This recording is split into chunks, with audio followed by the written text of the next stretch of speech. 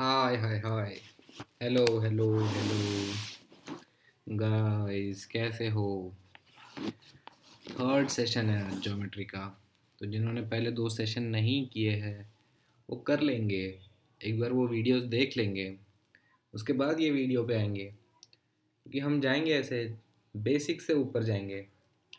तो मैं हूँ सुरेश महावीर वर्मा, और अन अकेडमी की ओर से मैं लाया हूँ आपके लिए क्वांट्स। अलग अलग क्वांट के बारे में हम लोग पढ़ते हैं। ऑलरेडी हम लोग बहुत सारी चीज़ें डिस्कस कर चुके हैं, like quadratic equation, like functions, like graphs, है ना। सो ज्योमेट्री एक ऐसी चीज़ है जो मैं आपको हर बार बोल रहा हूँ कि geometry is one thing which is very important topic. Why very important topic? Because यार 10% से ज़्यादा सवाल आते हैं ज्योमेट्री से। तो अगर 35 क्वेश्चंस है तो 4 क्वेश्चन 5 क्वेश्चन तो ज्योमेट्री के होते ही है। जब 4 5 क्वेश्चन इस टॉपिक से आते हैं तो इस टॉपिक को अच्छा होना बहुत ज़रूरी है। अब अच्छा कैसे करें? तो विजुअलाइजेशन बहुत ज़रूरी है कि यार दिखनी चाहिए आपको चीज़ें। आपको डायग्राम दिया हुआ है, आपको कुछ कुछ चीज़ें दी है, अब उसमें से आपको खुद ही समझ में आना चाहिए कि हाँ यार, ये आइसोसेलेस ट्रायंगल है तो इसके एंगल सेम होंगे। तो हमने जैसे पिछली बार भी डिस्कस किया कि हमें एक एक स्टेप अगर लिखूंगा मैं, तो एक क्वेश्चन में मैं इतना सारा टाइम ले लूँगा कि फिर मैं बाकी क्वेश्चंस को उतना टाइम नहीं दे पाऊँगा। तो मुझे स्ट्रैटेजी सही से बनानी है ज्योमेट्री के क्वेश्चन सॉल्व करने के लिए। नॉट ओनली ज्योमेट्री बट सारे क्वेश्चन सॉल्व करने के लिए। अभी हम ज्योमेट्री की बात कर रहे हैं इसलिए हम उसके अंदर जा रहे हैं। सो अगर आपको वो चीज़ें दिखने नहीं लगती है, जैसे कि एक सर्कल है, सर्कल में एक सेंटर पे एक एंगल बन रहा है और एक सर्कल पे एंगल बन रहा है, तो आपको पता है जो सर्कल पे एंगल बन रहा है वो सेंटर के एंगल से हाफ होगा। ये हमने डिस्कस किया था लास्ट सेशन में। तो अगर ये आपको दिखने नहीं लगा है तो प्रॉब्लम है। जैसे एक क्वेश्चन था जिसमें हम लोग फंस गए थे, जिसमें हम लोग कह रहे थे दो रेडियस थे, जो दोनों रेडियस सेम थे, इसीलिए वो आइसोसेलेस ट्रायंगल बन रहा था। तो वो नहीं मिल रहा था, इसलिए हम सॉल्यूशन तक पहुंच नहीं पा रहे थे। हम पता नहीं क्या क्या सोच रहे थे कि कैसे करें क्या करें। तो दिखना चाहिए, दिखना चाहिए। तो चलते शुरू करते हैं आज का सेशन। तो इस क्वेश्चन से शुरू करेंगे। आप लोग लो 30 सेकेंड्स, पढ़ो क्वेश्चन को, क्वेश्चन को पढ़ो और क्वेश्चन को पढ़ के अप्रोच बनाने की कोशिश करो। जैसे कि मैं हमेशा बोलता हूँ, प्रिपरेशन फेज में अप्रोच ज़्यादा ज़रूरी है। आंसर आए ना आए, आंसर आए ना आए कोई बात नहीं, पर अप्रोच बनना ज़रूरी है। ठीक है, सो पढ़ो इस चीज़ को और बताओ कुछ अप्रोच बन रहा है। मतलब बताओ तो क्या ही, सोचो, और मैं जब करूँगा तो आपका अप्रोच और मेरा अप्रोच आप मैच करने की कोशिश करना। तो मैं पढ़ता हूँ क्वेश्चन अभी। Identical spherical balls are spread on a tabletop so as to form an equilateral triangle. So एक equilateral triangle बनाया जा रहा है. How many balls are needed so that a side of the equilateral triangle contains n balls? So question समझना पहले बहुत ज़रूरी है, तभी तो हम सॉल्व कर पाएंगे। तो this question is telling you कि एक टेबल है, उसके ऊपर कुछ स्पेरिकल बॉल्स, तो स्पेरिकल ही होता है जनरली, बॉल्स ओवल भी होता है, बट लेट्स से हम स्पेरिकल बॉल की बात करेंगे। तो एक क्रिकेट बॉल जैसे टेबल टॉप के ऊपर क्रिकेट बॉल्स पड़े ढेर सारे, और उससे क्या बन रहा है? इक्विलैटरल ट्रायंगल बन रहा है। तो कितने बॉल्स होने चाहिए सो दैट n बॉल्स की side contains, equilateral triangle contains n balls. So मान लो कि यार एक, दो, दो, क्या ये इक्विलैटरल ट्रायंगल बनेगा? ये एक साइड, ये एक साइड और ये एक साइड। यस सर, बनेगा। तो मैं यहाँ से अगर शुरू करूँ, मेरी थिंकिंग अगर यहीं से शुरू हो, तो एक क्वेश्चन बहुत आसान हो जाएगा मेरे लिए। क्यों हो जाएगा आसान? क्योंकि इसके साइड में n क्या है? n इज इक्वल टू 2 है। n is equal to 2 है, और how many balls are required, how many balls are needed? So 3 balls are needed, 3 balls are needed. Now when I substitute n is equal to 2 in this is 2 into 1 which is not equal to 3, this is 2 into 1 not equal to 3, this is equal to 3 and this is also equal to 3. So answer मुझे पता चल रहा है A और B में से एक होना चाहिए यार, है ना। अगर मैं यहाँ से शुरू करता हूँ, अगर मैं यहाँ से शुरू नहीं करता हूँ तो मुझे प्रॉब्लम होती है क्वेश्चन सॉल्व करने में। अब मैं आता हूँ इस पे कि 3 बॉल्स होंगे, 1 2 3, इधर से भी 1 2 3 और इधर से भी 1 2 3, तो ये 3 हो गया n, ये 3 हो गया और ये 3 हो गया। n equal to 3, how many balls are required? 1 2 3 4 5 6, 6 balls. Can I say that, इसको मैं ऐसे बोल सकता हूँ 3 + 2 + 1 दैट इज 6। देखो इसमें 3 है, इधर 2 है, इधर 1 है। So that is the reason why the answer should be A। So ये क्वेश्चन में आप फंस जाते हैं, ये क्वेश्चन में आप बहुत बुरा फंस जाते हैं अगर आप यहाँ से नहीं शुरू करते। अगर आप क्वेश्चन समझते नहीं और आगे बढ़ने की कोशिश करते हैं, अगर आप बोलते हैं यार ये बहुत कठिन है, यहाँ पे n तो पता नहीं क्या है और n के फॉर्म में दिया गया है सब कुछ, तो देखो मैंने n सब्सटीट्यूट कर दिया। n सब्सटीट्यूट करने का तरीका जो था उससे मुझे बहुत ज़्यादा फ़ायदा हुआ, ठीक है, बहुत फ़ायदा हुआ उससे मुझे। एक काफ़ी कठिन क्वेश्चन मैंने काफ़ी आसान बना दिया। एक सब्सटीट्यूट करने से मेरे 2 ऑप्शन कैंसिल हो गए, दूसरा सब्सटीट्यूशन से मेरा B ऑप्शन भी कैंसिल हो गया, और मुझे एक लॉजिक समझ में आ गया कि यार n into n plus 1/2 is nothing but the sum of 1 + 2 + 3 up to n।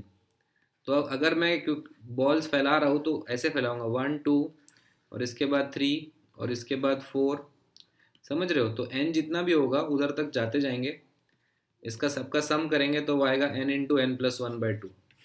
ये आपको पता है, हमने AP में पढ़ा है, सम ऑफ कॉन्जिक्यूटिव नंबर्स, ठीक है। देख रहे हो आप कैसे कंबाइन हो रहे 2 टॉपिक, ज्योमेट्री का टॉपिक और साथ में AP। कुछ भी डाउट है अगर इसमें तो कमेंट सेक्शन में लिखेंगे ज़रूर, लाइव सेशन में मैं इसको फिर से उठाऊंगा क्वेश्चन को। अभी ये क्वेश्चन करते हैं। So I will give you 30 seconds for this question. ये क्वेश्चन का आंसर सबका आना चाहिए, नहीं आ रहा है तो प्रॉब्लम है, ठीक है। ये क्वेश्चन का सबका आंसर आना चाहिए, अगर नहीं आ रहा है तो प्रॉब्लम है। सोचिए कि क्या करना चाहिए, कैसे होना चाहिए ये क्वेश्चन।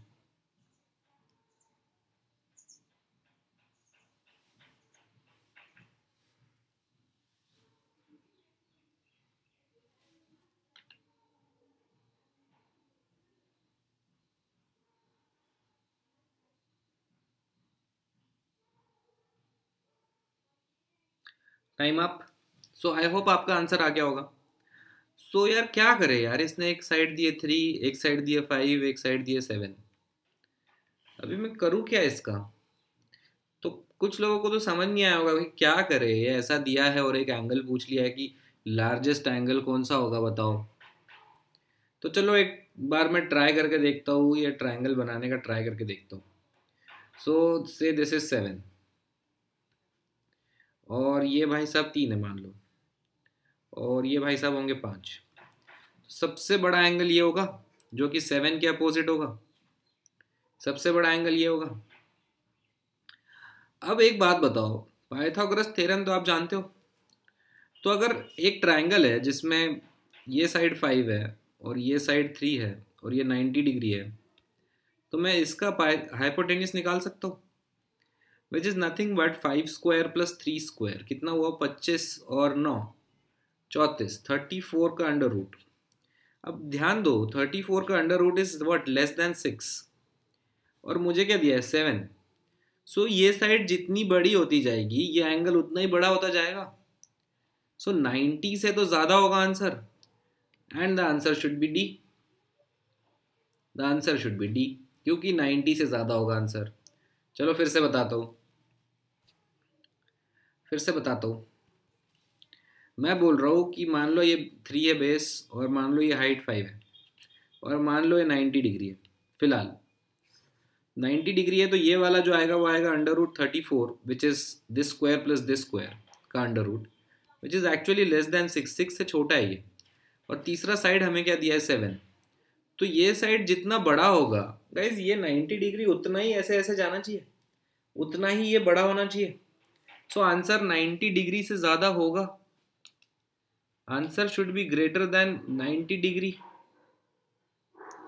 ठीक है, so the answer to this will be D. मैं डी टिक करूंगा और आगे बढ़ूंगा। ठीक है, इस चीज़ को आप इंटरनलाइज करिए थोड़ा सा, और अगर कुछ प्रॉब्लम रहेगी तो कमेंट सेक्शन, जैसे आपको पता है कमेंट सेक्शन का यूज़ करो।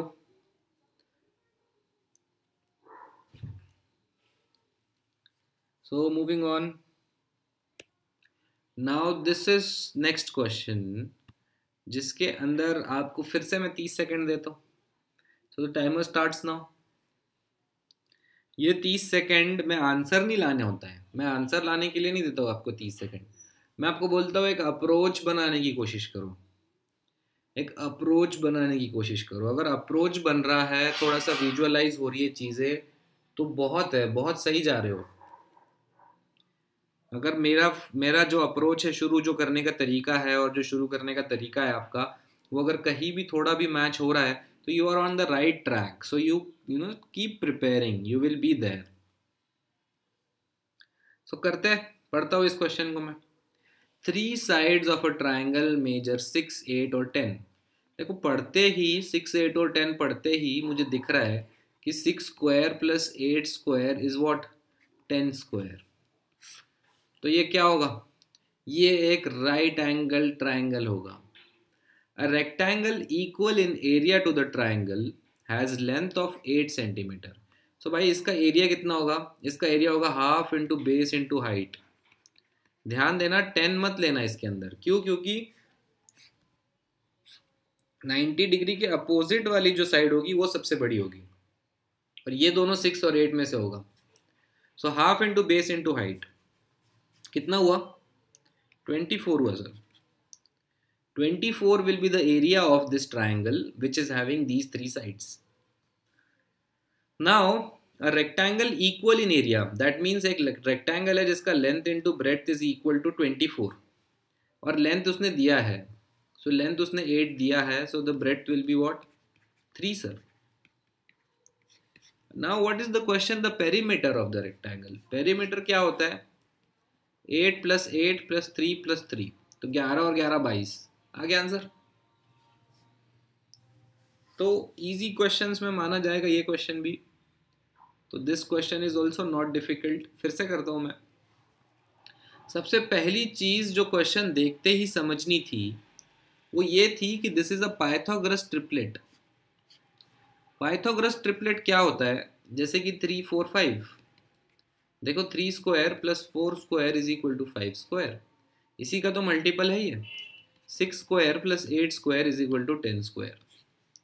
एक और पाइथागोरस ट्रिपलेट है जो बहुत फेमस है, 5 square plus 12 square is equal to 13 square. Check कर लो, 144 और 25 ऐड करो 169, आ रहा है ना।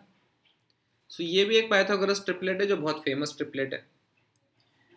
और भी कोई ट्रिपलेट अगर आपको पता हो, जैसे कि 25 स्क्वायर और 24 स्क्वायर देखो तो, और 7 स्क्वायर में ऐड करो तो, this is also a triplet which is a Pythagoras triplet. So मुझे देखते ही क्वेश्चन को ये समझना था कि ये जो साइड्स गिवन है ये पाइथागोरस ट्रिपलेट है। अप्रोच इंपॉर्टेंट है गाइस, क्योंकि ये पाइथागोरस ट्रिपलेट है, the triangle can be made as this. So the area of the triangle will be this, and then the question says the rectangle equal to the area. So इसी की equal area है, तो length is 8, so the breadth will be 3, so the rectangle will look like this, 8 and 3. So the perimeter will be this plus this plus this plus this, that becomes 22। 22 टिक करो, आगे बढ़ो। फिर से पता है आपको, अगर डाउट रहेगा तो कमेंट सेक्शन। मूविंग ऑन, फिर से आपके लिए मैं 30 सेकेंड का समय।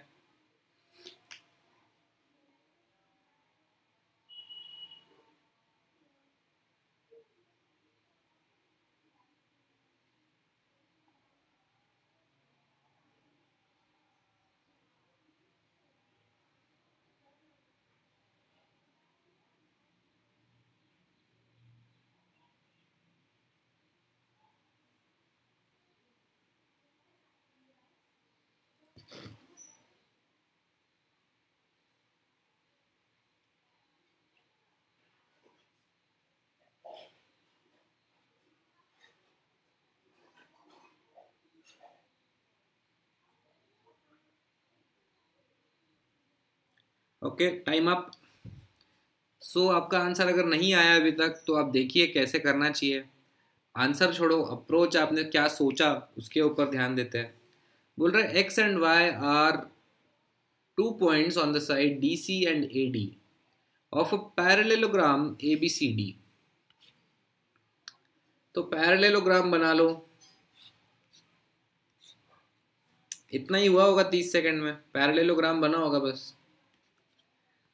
Just kidding.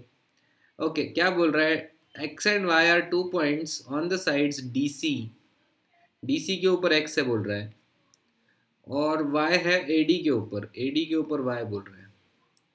The area of ABX, AB और X, ये ट्राइंगल इज इक्वल टू। यार कुछ तो मिसिंग है इस क्वेश्चन में, क्योंकि इतने से इंफॉर्मेशन के साथ तो सॉल्व करना थोड़ा मुश्किल है। लेट अस सी क्या बोलता है ये। BYC की बात कर रहा, X and Y 2 points on DC and AD such that देना चाहिए ना कुछ, सच दैट नहीं देगा अगर तो कैसे चलेगा। And this is a parallelogram. Okay, let's see. So BYC के साथ कंपेयर करने बोल रहे हैं। सच दैट नहीं दिया है, मैं कंफ्यूज हो रहा हूँ, लेकिन कोई बात नहीं, लेट्स सी। सो क्या कर सकते हैं हम लोग, ये दो ट्राइंगल है जो कि ये पैरेललोग्राम के अंदर ही है। तो पहले ABX की बात करते हैं। इसका ये बेस हो गया और ये हाइट हो गया, एक हाइट कंस्ट्रक्ट कर लिया मैंने। तो बहुत सारी लाइंस बन रही है, इसलिए क्या करते हैं, सिर्फ एक एक करके कंसिडर करते हैं दोनों को। सो this is the first parallelogram बना लिया, और इधर x ले लिया, और पहला वाला ट्राइंगल ये कंसिडर कर लिया। Now this is the first triangle, इसके अंदर आई कंस्ट्रक्टेड दिस हाइट, से the height is h and this side is x। So that area of this triangle will become half into x into h। Similarly एक बार और same parallelogram बनाया, और इस बार BYC की बात की, BYC की बात करी। इन दिस केस ऑल्सो मैंने इधर से ये वाली हाइट बना ली, और इसमें क्या बेस कंसिडर कर रहे हो, BYC है ना। तो इस केस में मुझे इधर से हाइट बनानी पड़ेगी। In this case I should take the height is in this way I should take the height. So इस क्वेश्चन को आसान बनाने के लिए अभी क्या होगा, साइन थीटा कॉस थीटा में जाएंगे हम फालतू में। इस क्वेश्चन को आसान बनाने के लिए मैं एक अजम्पशन ले लेता हूँ कि ये पैरेललोग्राम जो है ये रेक्टेंगल है। आप बोलोगे सर ऐसे कैसे ले सकते हो, क्यों नहीं ले सकता। जब मुझे ऐसा बोला नहीं है कि ये रेक्टेंगल नहीं है, तो मैं ऐसा क्यों नहीं बोल सकता कि ये रेक्टेंगल है। So this is going to be the first triangle. इसका जो होगा वो होगा हाफ इंटू दिस, ये ब्रेड्थ हो गया, ये लेंथ हो गया मान लो, या ये विड्थ हो गया, हाइट हो गया, जो भी मानना है आपको। So half into length into breadth. Similarly यहाँ से अगर ऐसे खींचोगे तो ये B और ये L है, again half into L into B, so that should be equal. So both the area should be equal, that is triangle ABX और ट्राइंगल BYC, ये दोनों इक्वल होने चाहिए। सो द आंसर इज B। ठीक है। सो ये अगर मैं अजम्पशन सबसे पहले ही ले लेता तो मेरे लिए क्वेश्चन बहुत आसान हो जाता। सिमिलरली ये पॉइंट कहीं भी लाई कर सकता है, this point can lie anywhere and the area will be same. देखो आप, ये पॉइंट कहीं भी लाई करे, अगर ये वाला ट्राइंगल में कंसिडर कर रहा हूँ एक, और ये वाला ट्राइंगल कंसिडर कर रहा हूँ, दोनों ट्राइंगल में area will be same, because base and height will be same, क्योंकि बेस और हाइट सेम होगा। आप लोग को अजम्पशन कैसा लगा आप बताना ज़रूर। अगर आप शुरू में ही ये अजम्पशन ले लेते क्वेश्चन के, तो ये क्वेश्चन 30 सेकंड में ज़रूर हो जाता। लेकिन अगर मैं पैरेललोग्राम में बनाने लग गया और करने लग गया, अगर पैरेललोग्राम का मुझे एंगल दिया है, सपोज कुछ भी एंगल दिया है, से 50 डिग्रीज और एनीथिंग, तो मैं इसको फिर रेक्टेंगल नहीं कंसिडर कर सकता, तो मेरा अजम्पशन गलत है। लेकिन अगर ऐसा कुछ इन्फो दिया नहीं है, तो I can take it as rectangle, I can take it as a square also for that matter. अगर मुझे ऐसा दिया है कि ये दोनों साइड्स अलग अलग है, तो I can take it as a square also. So mention नहीं किया जब तक तब तक I can assume it. Moving on. Okay, so this is the question for you guys now. Very good question. एक हॉर्स के ऊपर क्वेश्चन है. Read the question and try to make an approach बनाने की कोशिश एक आशा.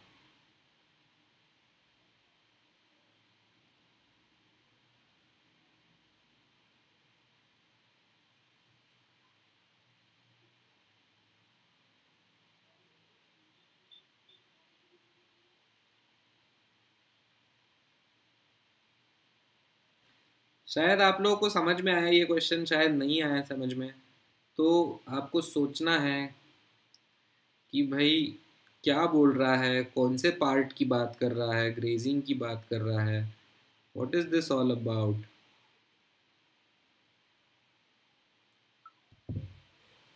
सो yeah, so let's say this is the enclosure area. जो भी एरिया है, whatever the area is x into y, I don't care right now. I need to read the question. Has a horse tethered to a corner with a rope of some length? What is the ratio of the respective areas it can graze if it is outside the enclosure and if it is inside the enclosure? So there is a rectangular enclosure area and at one corner there is a horse जो कि एक रोप से है जुड़ा हुआ, और ये ऐसे गोल ही घूम पाएगा, ऐसे ये गोल घूम पाएगा सिर्फ, और तो कहीं जा नहीं सकता है ना. इस रोप से ये गोल घूम पाएगा, बस इतने ही चक्कर में ग्रेस कर पाएगा, घास खा पाएगा. इसके बाहर तो नहीं जा पाएगा खाने, क्योंकि ये रोप से जुड़ा हुआ है. और हम ऐसा अज्यूम नहीं करेंगे कि ये रोप तोड़ देगा. ऐसा कुछ अज्यूम नहीं करना है हमें, ये रोप तोड़ देगा.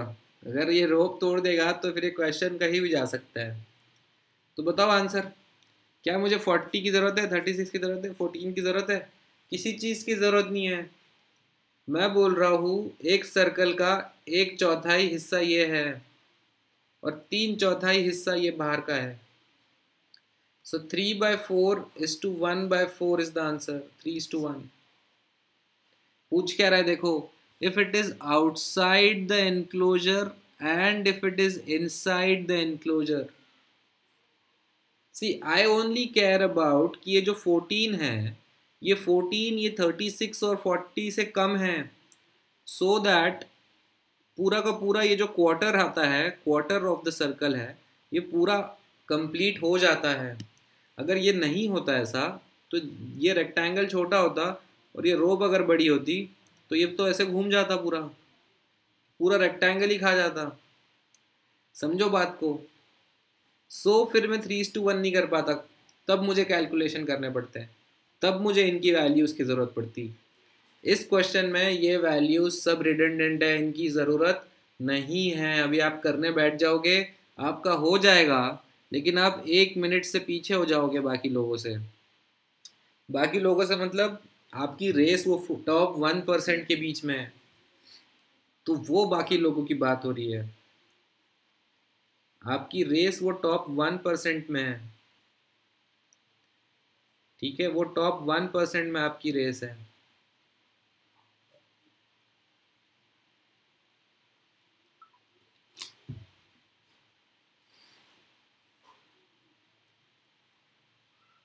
फिर से बताता हूँ मैं क्वेश्चन का सॉल्यूशन. अप्रोच.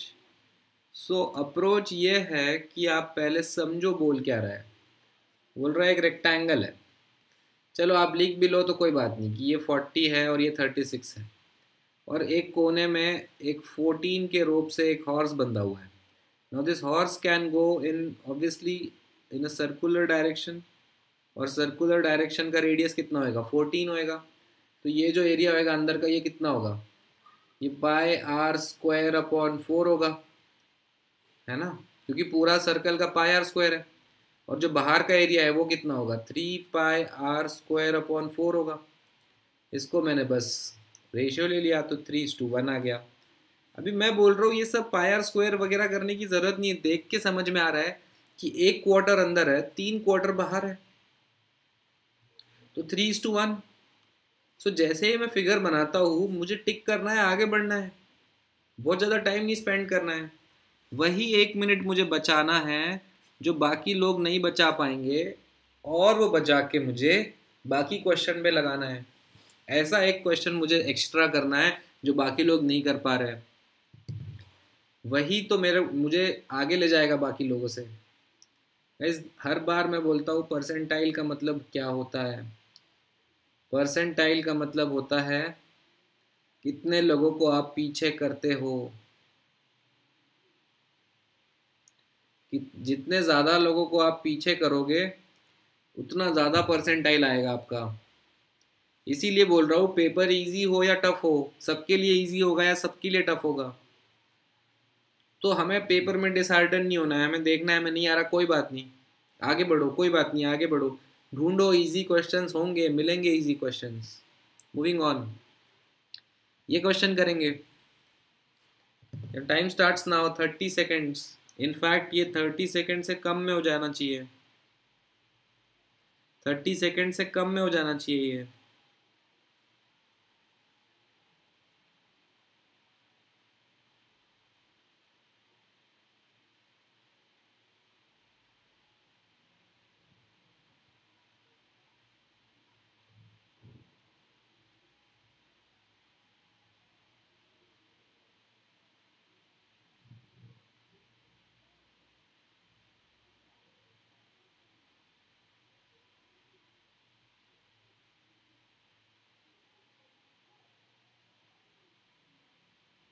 हो गया होगा अभी तक।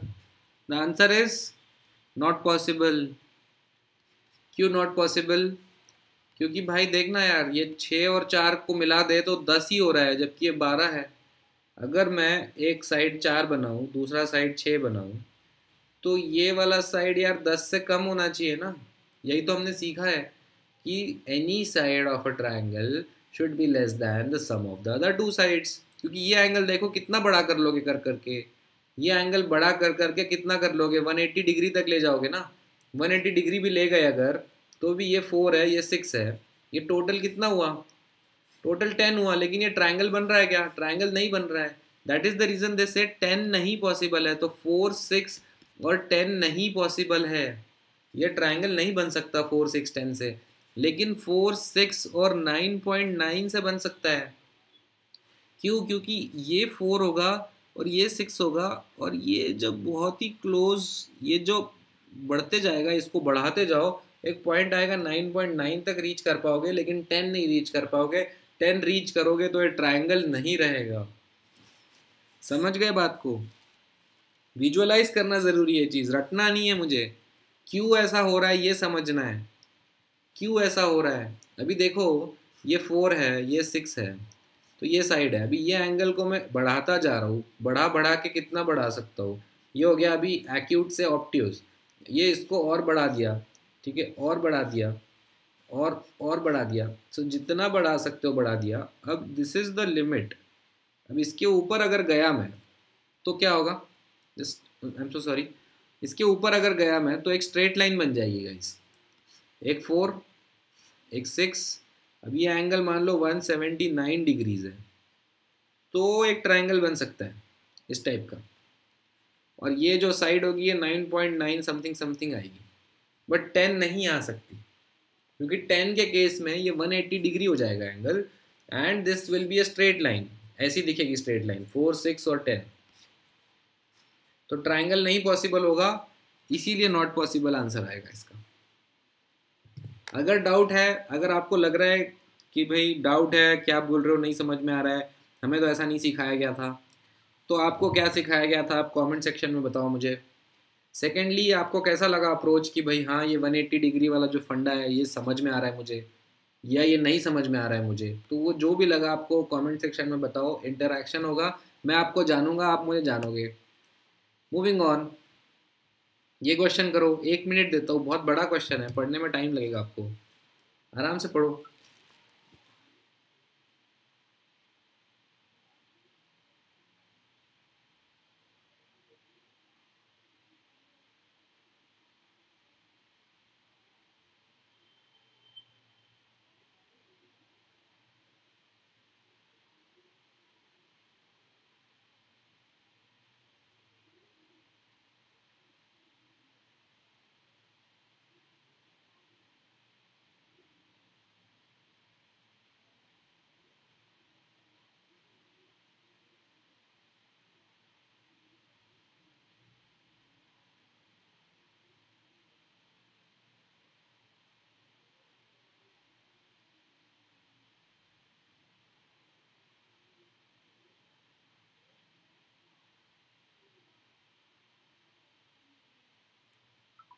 ओके, सो पढ़ते हैं अभी। क्या बोल रहा है, थोड़ा सा डिफिकल्ट है यार, वॉल्यूम की बात कर रहा है सर, मेरे को वॉल्यूम वगैरह नहीं आता। कोई बात नहीं यार, वॉल्यूम का फॉर्मूला मैं तुम्हें बता दूंगा, तुम आगे पढ़ो, ठीक है। Volume of spheres are proportional to the cubes of the radii. Radii क्या होता है सर, रेडियस ही होता है यार, मतलब कंफ्यूज नहीं होने का, ठीक है सर। द टू स्पीयर्स, तो ये बोल ही रहा है मुझे कि volume is proportional to cube of radius, यही तो बोल रहा है, volume are proportional to the cube of radii. Two spheres of same material, material same है, इसका मतलब दोनों लोहे के बने हैं या दोनों चांदी के बने हैं, दोनों सोने के बने हैं, सेम मटेरियल से बने हैं, सेम कैरेट, वो भी same material, way 3.6 kg and 2.7 kg। सो भाई दो अपने पास स्पीयर्स है, एक का वेट है 3.6 kg और दूसरे का वेट है 2.7 kg, and the radius of the smaller one is 2। इसका रेडियस भी दिया है मुझे 2, ये वेट दिए हुए हैं, ये kg में है, और ये 2 सेंटीमीटर इसका रेडियस है। अभी क्या कर रहे हैं, if they were melted down and formed into a single sphere, okay, इसको क्या किया, मेल्ट कर दिया, दोनों को मेल्ट करके एक सिंगल स्पीयर बनाया, तो क्या होगा, इसका रेडियस, सिंगल वाले का रेडियस क्या होगा, इज द क्वेश्चन। सो अभी क्या करें, कैसे करें। अप्रोच आप लोगों का बन गया है तो बहुत अच्छी बात है, नहीं बना है तो सोचो कि यार एक 3.5 किलो है, 3.6 किलो है, और एक 2.7 किलो है, इन दोनों को क्या करा, मेल्ट करा और मिला दिया, तो कितना किलो बन जाएगा। सर दोनों को ऐड नहीं कर देंगे, हाँ बिल्कुल कर दो, 3.6 2.7 ऐड कर दो, कितना आया सर, इधर से 3 आया, एक कैरी चला गया, और ये 3, सर ये क्या हो रहा है, 6.3 आ रहा है सर। ओके गुड, 6.3 kg का बनेगा नया स्पीयर, नया स्पीयर जो बनेगा वो बनेगा 6.3 kg का। हाँ सर, अभी पूछा क्या है, इस 6.3 kg का कितना मेरा रेडियस होगा, तो मुझे पता है ये गिवन है, वॉल्यूम और रेडियस क्यूब जो होंगे वो प्रोपोर्शनल होंगे। तो मेरे पास क्या है, ये वॉल्यूम है और दूसरी वॉल्यूम, सॉरी ये वेट है और दूसरा एक वेट है,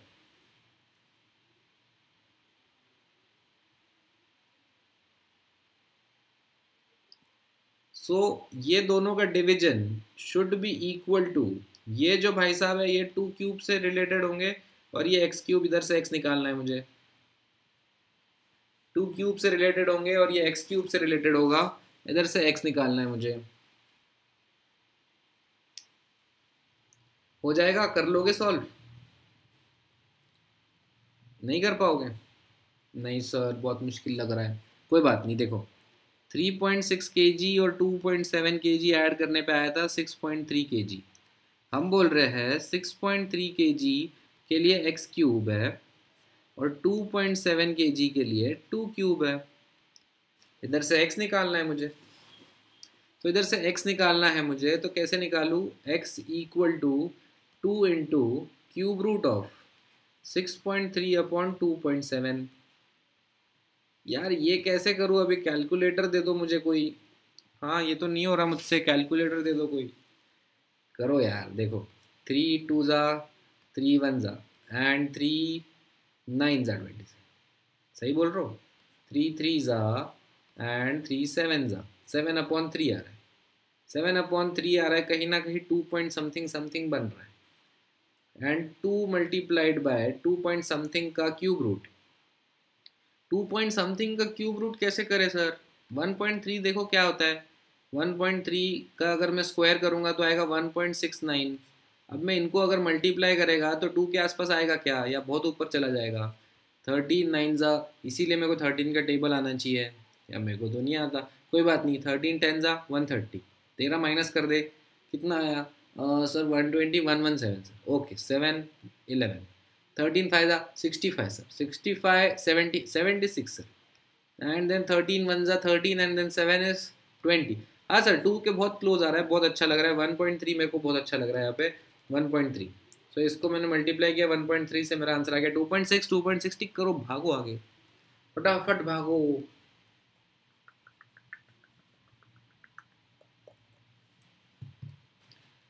नहीं समझ में आया है तो कौन, पता है आपको क्या करना है, नीचे कमेंट सेक्शन में, सो दैट ये क्वेश्चन मैं वापस उठा सकूँ लाइव सेशन में, और आप लाइव सेशन में मुझे इसको फिर से पूछ सको अगर फिर आपको डाउट है तो।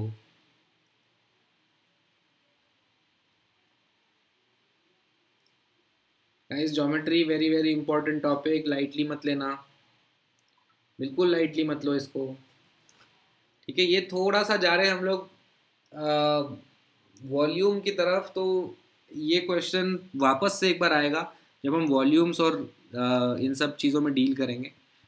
Now coming to this question, a quadrilateral is inscribed in a circle.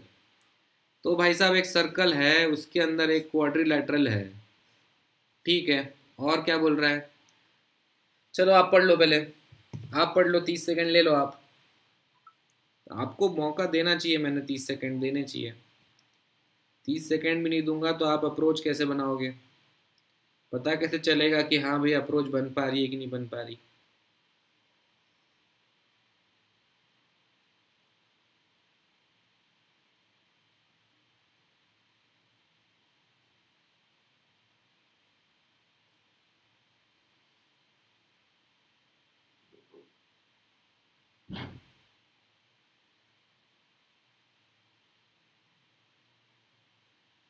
Okay अभी मैं करता हूँ, क्या बोल रहा है, if an angle is inscribed in each of the segment outside the quadrilateral then what is the sum of, समझ नहीं आई यार इंग्लिश, चल फिर से पढ़, if an angle, if an angle is inscribed in if an angle is inscribed in each of the segments outside the quadrilateral then what is the sum of the four angles। तो ये मुझे जानना ज़रूरी है कि अगर एक angle is inscribed in each of the segments outside the quadrilateral then what is the sum of four angles. यार इतना कुछ समझने की ज़रूरत है नहीं कि क्या बोल रहा है, मतलब क्या है, व्हाट इज़ दिस। इंग्लिश इतनी आसान होती अगर तो मेरा कैट हर बार क्लियर होता, क्योंकि 99 परसेंटाइल मैथ्स में तो मैं ले आता था, पर वर्बल में मैं फंस जाता था हमेशा। एक बार वर्बल अच्छी हो गई तो भाई क्लियर हो गया सब। देख लेते एक बार वापस से, if an angle is inscribed in each of the segments outside the quadrilateral, नहीं भाई बिल्कुल नहीं समझ में आ रहा क्या बोलना चाह रहा है। गाइस अगर आपको ये इंग्लिश समझ में आ रही, होता क्या है ना कि दो दो अभी सेक्शन है, दो सेक्शन तो नहीं है, 3 सेक्शन है, एक मैथ्स और इंग्लिश, ऐसे 2 सेक्शन समझो या 2 सब्जेक्ट समझो। तो जो मैथ्स में अच्छा होता है वो इंग्लिश में अच्छा नहीं होता, जो इंग्लिश में अच्छा होता है वो मैथ्स में अच्छा नहीं होता, ये दिक्कत होने लगती है। अब जो दोनों में अच्छा होता है वो ढूंढना बहुत मुश्किल होता है। तो अगर आप इंग्लिश में अच्छे हो तो आप कमेंट सेक्शन में बताओ मुझे क्या बोलना चाह रहा है, मेरे को तो नहीं समझ में आ रहा है। If an angle is inscribed in each of the segments outside the quadrilateral,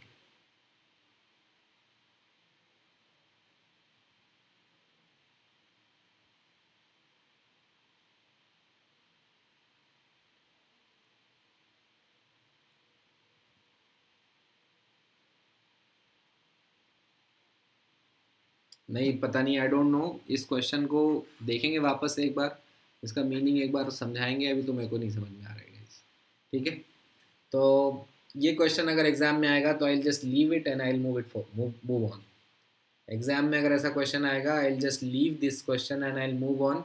लेकिन अगर आपको इसका इंग्लिश का मतलब समझ में आ रहा है तो ये क्वेश्चन बहुत डिफिकल्ट नहीं है, क्योंकि कहीं ना कहीं ऑप्शन में दिख रहा है कि यार क्या हो रहा है, 19 और ये यहाँ से 180, यहाँ से 180, ऐसे एडिशन हो रहा है, तो कुछ तो बात है। अभी मेरे को ये पता है कि क्वाड्रिलैटरल का सम ऑफ द एंगल इज 360, वो तो है ही, सबको पता है, लेकिन आंसर 360 होगा ये नहीं बोल रहा हूँ, क्योंकि पूछ क्या रहा है वही नहीं पता मुझे। Sum of the four angles, which four angles, if an angle is inscribed in each of the segment outside the quadrilateral, quadrilateral के बाहर, each of the segment, if an angle is inscribed, okay, तो ऐसा कुछ बोल रहा है, this and then over here this and then over here this and then I think this। मुझे ये लग रहा है कि अब ये है, इस पे आते हैं, इस पे स्टिक करते हैं, ठीक है। अगर आपको कुछ और लग रहा है तो आप मुझे बताना।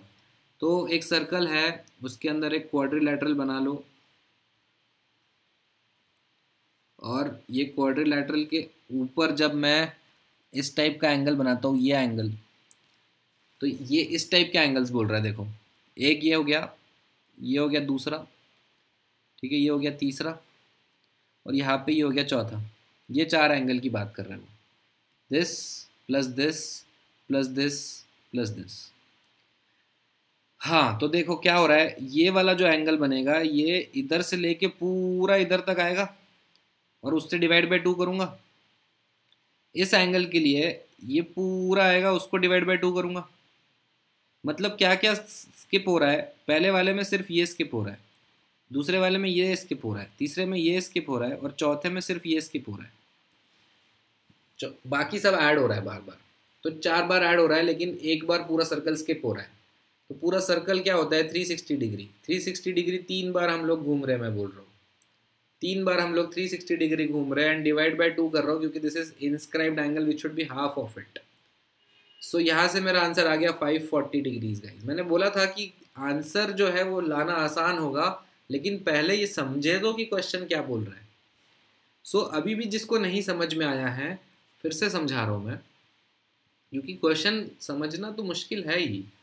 अभी ये जो सर्कल था, इसके अंदर ये एक साइड है, ये साइड में एक एक एंगल जो इस तरह बन रहा है, ये जो एंगल है, ये एंगल कितना होगा, ये होगा यहाँ से लेके यहाँ तक जो आर्क है सर, ये जो बड़ा वाला आर्क है, इसका डिवाइड बाय 2 होगा, ठीक है। ऐसे ही जो 4 एंगल बनेंगे सर, उसमें 4 सब बार बार सम करेंगे हम लोग सर्कल का, तो 3 बार सर्कल हम लोग घूम जाएंगे सर। इसीलिए हम बोल रहे हैं 360 को 3 बार घूम जाएंगे, और हाफ होगा उसका, इसलिए आंसर आएगा 540। थोड़ा सा इसको सोचना और क्वेश्चन को 2-4 बार पढ़ना। देखो होता क्या है, आपने कोटा फैक्ट्री देखा होगा अगर, तो आपने देखा होगा जीतू भैया को, तो जीतू भैया बोलते हैं कि यार क्वेश्चन को धुन दो, तो इस क्वेश्चन को धुन दो।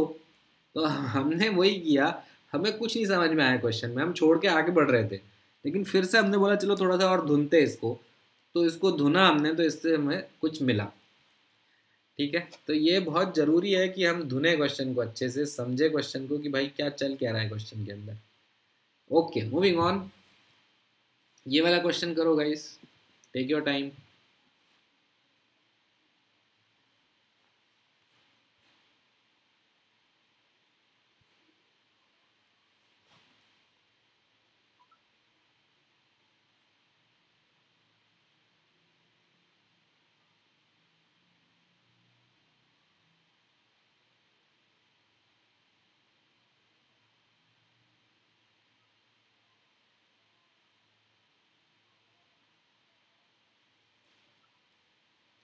ओके, अभी मैं पढ़ता हूँ।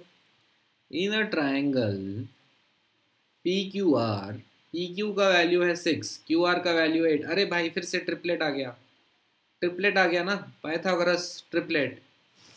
तो ट्रिपलेट के क्वेश्चन तो आसान हो ही जाते अपने आप, अगर तुमने पकड़ लिया कि हाँ ट्रिपलेट है। ये 90 डिग्री आ गया। अब क्या बोल रहा हूँ वो, length of the median, median का मतलब समझो पहले तो, कोई भी ट्राइंगल है अगर, तो उसमें ये मीडियन जो होगा ये इसके सेंटर पॉइंट पे कट होगा, दैट मीन्स दिस साइड और ये वाला पार्ट इक्वल होगा, सेंटर पे कट होगा इस साइड के। तो इसमें मीडियन कितने होंगे, 3 होंगे। एक इससे भी निकल सकता है इस तरह, ये और ये इक्वल हो गया। एक इधर से भी जा सकता है इस तरह, जहाँ पे ये और ये इक्वल होना चाहिए, क्योंकि this is not drawn to scale. Median का मतलब समझो बस, length of the median bisecting the shortest side. तो शॉर्टेस्ट साइड कौन सा है, ये 6 है, 6 को बाइसेक्ट करेगा, obviously median is going to bisect it, and it is coming from this side. अरे यार ये पेन चलता नहीं है सही से कभी कभी। हाँ, तो ये आ रहा है इस साइड से, आसान हो गया ना, ये 3 हो गया, ये 8 हो गया, बस under root of 3 square plus 8 square. Sir क्या आ रहा है आंसर, 64 में 9 ऐड करो सर, कितना आ रहा है सर, 73 का अंडर रूट तो मुझे नहीं आता है। हाँ, तो किसी को नहीं आता है, लेकिन 8 से ज़्यादा होगा और 9 से कम होगा, 8 और 9 के बीच में होगा। 8.5 टिक करूँ, देखिए 8.5 को कैसे टिक कर सकते हैं, 5 5 25, 8 9 72, 72.25. It's very very close to 8.5 and that is the reason it is saying approx निकालो। फिर से बता रहा हूँ, खिचड़ी पका दी थी। तो 6 8 10 मीडियन है, इसलिए ये 3 और यहाँ से ये जोड़ेगा और ये पूछ रहा है कितना होगा, तो ऑब्वियसली ना ये 90 डिग्री है। पाइथागोरस थ्योरम लगा दो, 8 square plus 3 square, 8 square 64, 3 square 9, add करा 73 का अंडर रूट लिया, 8.5 के आसपास आ रहा है sir approximately. Yes, very good. कोई भी डाउट, कोई भी परेशानी, कोई भी दिक्कत, कमेंट करेंगे, इसको आराम से लेंगे अपना टाइम। अपना भी टाइम आएगा, आज नहीं तो कल, कल नहीं तो परसों, पर पेशेंस बहुत ज़रूरी है। पेशेंस का मतलब क्या है सर? रुके रहो, बस रुके रहो? नहीं नहीं, पेशेंस का मतलब है रुके रहो लेकिन एटीट्यूड अच्छा रखो साथ में। ये नहीं करो कि नहीं यार अभी मिल जाए, अभी मिल जाए, अभी मिल जाए। रुके रहो, एटीट्यूड अच्छा बना के रखो, आएगा समय, अपना टाइम आएगा। करते हैं, चलो फन करते करते अगर सीखोगे तो मज़ा आएगा सीखने में। सीखना चालू कर दोगे, खुद से पढ़ना शुरू कर दोगे, खुद से पढ़ना शुरू कर दोगे, उस दिन समझ लेना तरक्की होने लग गई, तरक्की होने लग गई। खुद से बैठ के पढ़ रहे, कुछ नहीं है, बैठ के पढ़ रहे बस, वाह वाह, तरक्की होगी। चलो, square is inscribed in a circle, circle जो भी ये गंदा सा सर्कल है, और ये स्क्वायर, स्क्वायर तो अच्छा बना है। Which is inscribed in an equilateral triangle, मतलब क्या हुआ इसका कि जो सर्कल है वो इक्विलैटरल ट्रायंगल के अंदर है। ट्रायंगल भी ठीक ठीक ही बन गया यार, चलो बन गया। If one side of the triangle is a, triangle का साइड ए दिया है, then find the area of the square. ओ भाई साहब, कोई कर सकता है? कोई है जो कर सकता है ये क्वेश्चन? अगर मेरे होने से पहले आपका हो गया तो बहुत ही बढ़िया, आपने बहुत ही उत्तम काम किया है। चलो देखते क्या होता है। नाउ इस साइड को बोला x, ये साइड भी x हो गई क्योंकि टेंजेंट होगी। और भाई साहब अगर ये इक्विलैटरल ट्रायंगल है तो सभी x होगा, तो साइड कितनी हो गई इक्विलैटरल ट्रायंगल की सर? 2x हो गई। ठीक है, 2x हो गई साइड, 2x मतलब a हो गई, मतलब 2x बराबर a हो गया। तो ठीक है, चलो मान लेते ये भी। अभी क्या करना है, एक सर्कल की बात कर रहे हैं, जो ट्रायंगल है सर इक्विलैटरल ट्रायंगल, इसके अंदर सर एक सर्कल बना रहे हैं। अभी सर्कल का रेडियस निकलवा दो कुछ कुछ करके। क्या करे ऐसा जो रेडियस निकला है? चलो देखते हैं, यहाँ से एक परपेंडिकुलर खींच लो जो कि रेडियस होगा, और यहाँ से इधर खींचे जाओ, इधर जो बाकी बचेगा वो भी रेडियस होगा। ठीक है, तो मुझे ये डिस्टेंस अगर पता चल जाए तो भी मेरा काम बन जाएगा। कैसे बनेगा? ये 90 डिग्री। गाइस देखो, हो तो जाएगा, बहुत कॉम्प्लेक्स हो रहा है लेकिन हो जाएगा। रिलेशनशिप निकालना है बस, रेडियस में रिलेशनशिप एक बार आ गया तो बस फिर स्क्वायर भी पता चल जाएगा। ठीक है, तो स्टेप बाय स्टेप चलते हैं। अब आपको समझाना है मुझे, इसीलिए मैं इसको अच्छे से बनाता हूँ, नहीं तो मैं अगर करता तो मैं तो एकदम ऐसे गंदा गंदा बना के आगे बढ़ जाता, हो भी जाता सॉल्व। चलो समझाने के लिए ये बना दिया एक सर्कल, ठीक है। अभी ये बना दिया रेडियस, अभी भी गंदा ही है अब आप बोलोगे हाँ, और ये इधर खींच दिया पूरी तरह। या तो ऐसे बना दो, या आपको ऐसे अच्छा लग रहा है तो ऐसे बनाओ कि भाई ये ट्रायंगल है, ये सर्कल है, इधर से सीधा खींच दिया पूरा लाइन। अब अगर ये जो टोटल साइड है ये a है, तो ये वाला साइड कितना होगा? a/2। अगर ये a है, ये a/2 है, ये कितना होगा? √3a/2, √3a/2। ये हाइट जो होगी, पढ़ा होगा ना यार, साइन थीटा कॉस थीटा, उसकी भी जरूरत नहीं है, पाइथागोरस से भी हो जाएगा। a² = this square plus this square, हो रहा है ना। 3/4 एंड 1/4 इज 1। ठीक है, ये आ गया।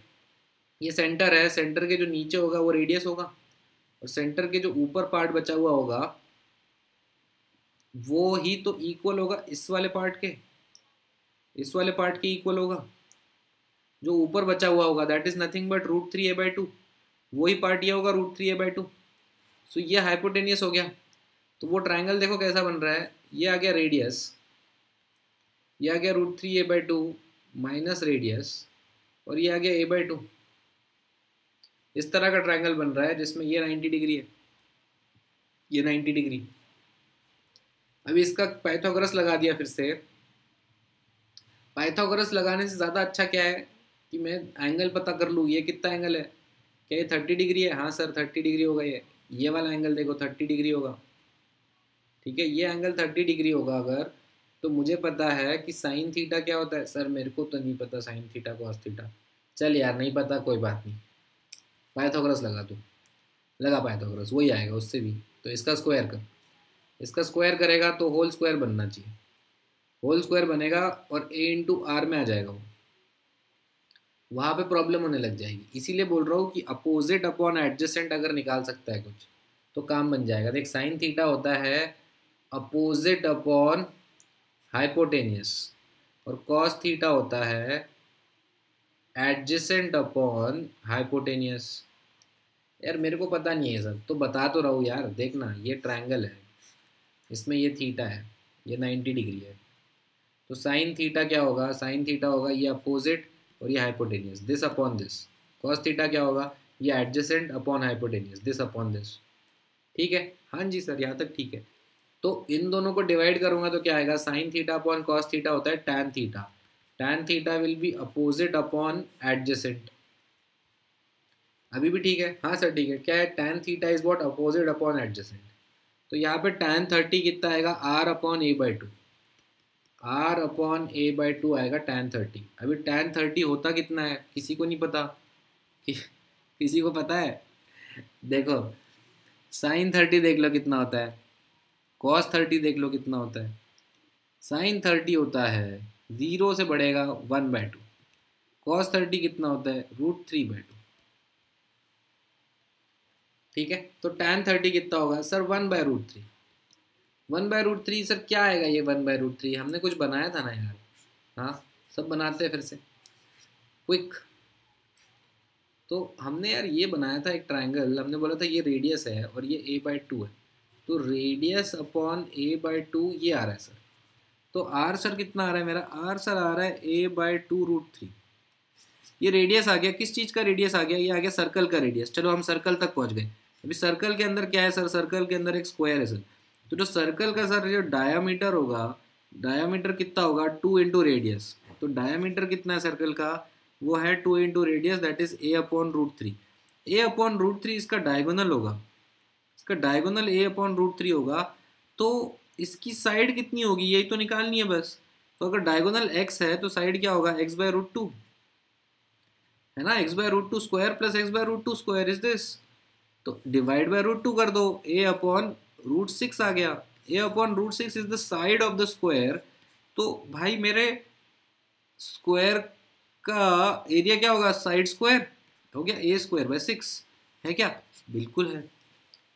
ओ आया मजा, नहीं यार कुछ नहीं समझ आया, कुछ भी नहीं, सब बाउंसर गया, सब कुछ पूरा बाउंसर नहीं जाना चाहिए यार, थोड़ा तो समझ में आना चाहिए था। हाँ सर थोड़ा थोड़ा आ गया, चलो फिर से करते हैं, ठीक है। तो अपने को इस बार पूरी तरह अप्रोच पता है और इस बार तो आंसर भी पता है, तो आंसर लाने के लिए तो हम फेमस हैं इंजीनियर्स। आंसर बताओ, हम रिवर्स इंजीनियरिंग करके आंसर ले आएंगे। अभी देखो ये रेडियस, ये 30 डिग्री और ये a/2, तो बस इसमें मेरे को पता होना चाहिए tan 30 क्या होता है। tan 30 होता है 1/√3 which is nothing but opposite upon hypotenuse, that is r upon a/2।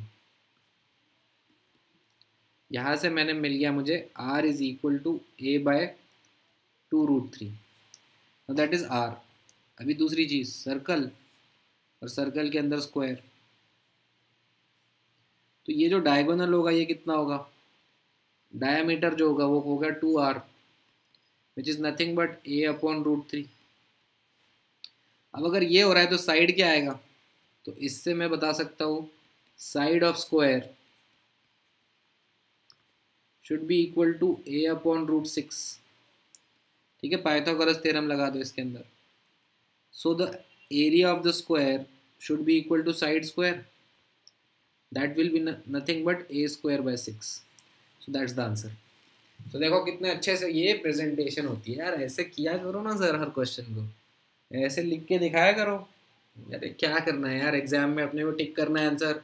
हाँ, और आज तुम्हें एप्टीट्यूड लेवल अपना इंक्रीज करना है, तुम्हें थोड़ी रटना है इस चीज़ को, तुम्हें एप्टीट्यूड लेवल इंक्रीज करना है। साइन थीटा कॉस थीटा एक बार बता दो सर। ठीक है चलो बता देते हैं। तो ये अगर थीटा है, ये 90 डिग्री है, ये अपोजिट है, ये हाइपोटेनियस है और ये एडजेसेंट है। देखो ये थीटा के अपोजिट साइड है, ये थीटा के एडजेसेंट साइड है और ये हाइपोटेनियस है ट्रायंगल का। तो साइन थीटा क्या होता है सर? साइन थीटा होता है अपोजिट अपॉन हाइपोटेनियस, और कॉस थीटा होता है सर, क्या होता है सर? Adjacent upon hypotenuse. देखो साइन थीटा, जब थीटा जीरो हो जाता है तो साइन थीटा जीरो हो जाता है। तो देखो ये थीटा है इन दोनों के बीच में, ये थीटा कम होता जा रहा है, कम होता जा रहा है, जीरो हो गया। तो अपोजिट साइड क्या हो गई? जीरो हो गई, गायब हो गई, वैनिश हो गई, अपोजिट साइड वैनिश हो गई। तो यहाँ से आप याद रखो, साइन थीटा कॉस थीटा में कोई आपको कंफ्यूजन नहीं होगा, कोई कंफ्यूजन नहीं होगा। Okay sir? हाँ जी बिल्कुल, मज़ा आ गया आज तो, बहुत ही भयंकर सेशन था आज तो। ये वाला क्वेश्चन टफ था, फिर ये वाला इंग्लिश बहुत टफ थी इसके अंदर, ये क्वेश्चन पता नहीं क्या वॉल्यूम की बातें कर रहा था। सर आज तो आप बहुत कठिन सवाल लेके आए थे। हाँ ये इजी था, ये तो बहुत ही इजी था सर। ये वाला भी इजी था, हमने इसको अपन ने तिकड़म से लगाया, हो गया था तिकड़म से, नहीं तो ये भी साइन थीटा कॉस थीटा में जाता। ठीक है, फिर पंगा होता, लेकिन आंसर वही आता। तो हमने इसको बहुत टेक्निक से सॉल्व किया, ये भी अच्छा था, ये इजी था उल्टा। और सारे क्वेश्चन हमने कर लिया जो भी हमारे थे। आगे मिलते हैं फिर से। आ, आप लोग हो इसकी तरह, डायनासोर की तरह, जो बिल्कुल क्रैक करेगा एग्ज़ाम को, कॉन्फिडेंस रखो। ठीक है, लाइक करो और कमेंट ज़रूर करो, कमेंट बार बार बोल रहा हूँ करने के लिए। कमेंट करोगे तो मैं आपको जानूँगा, लाइक करोगे तो पता भी नहीं चलेगा। ठीक है, शेयर भी करो अपने दोस्तों के साथ कि वो लोग भी आए आपके साथ पढ़े। मज़ा आ रहा है तो करो भाई, नहीं आ रहा है तो रहने दो, जो कर रहे हो करो, चिल मारो। मिलते हैं कल, मिलते हैं सेम टाइम पे 9:30 बजे ज्योमेट्री 4 के साथ। Okay guys, have a nice day and have a nice Diwali and safe Diwali. Thank you so much.